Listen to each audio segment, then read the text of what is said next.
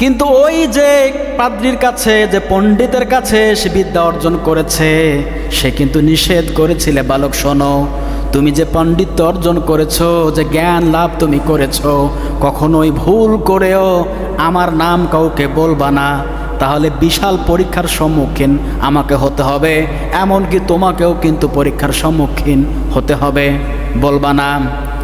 কিন্তু বাদশাহ জালিম ওই বালকের উপরে যে অত্যাচার, যে নির্যাতন নিপীড়ন চালাচ্ছিল, বালকটা নিরুপায় হয়ে ওই ব্যক্তির নাম সে বলে দেয়, ওই ধর্মপ্রচারক আমাকে শিখিয়েছেন, তিনি কিন্তু ধর্মভীরু মানুষ।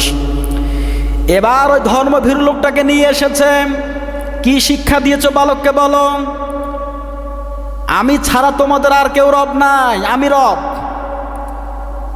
এবার বলছে না, আপনার আমার সবার রব একজন, তিনি আমাদের মনিব, আমার আল্লাহ, আল্লাহ ছাড়া আমরা কাউকে রব মানতে পারবো না।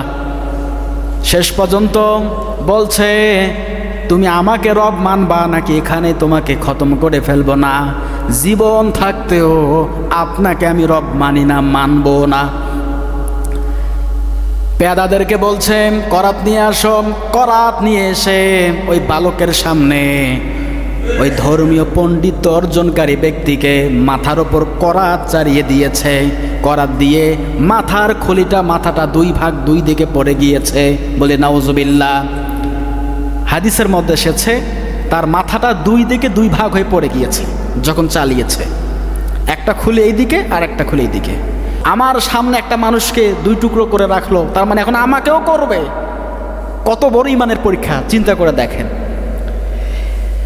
এবার বালককে বলছে, দেখো, একজন আমাকে প্রভু স্বীকার করে নাই, তাকে দুনিয়া থেকে বিদায় করে দিলাম, তুমি সিদ্ধান্ত নাও তুমি এখন কি করবা। বলে না, জীবনেও আপনাকে প্রভু হিসাবে মানব না, আমার প্রভু এবং আপনার প্রভু একজন, আমার আল্লাহ, তাছাড়া কাউকে মানি না।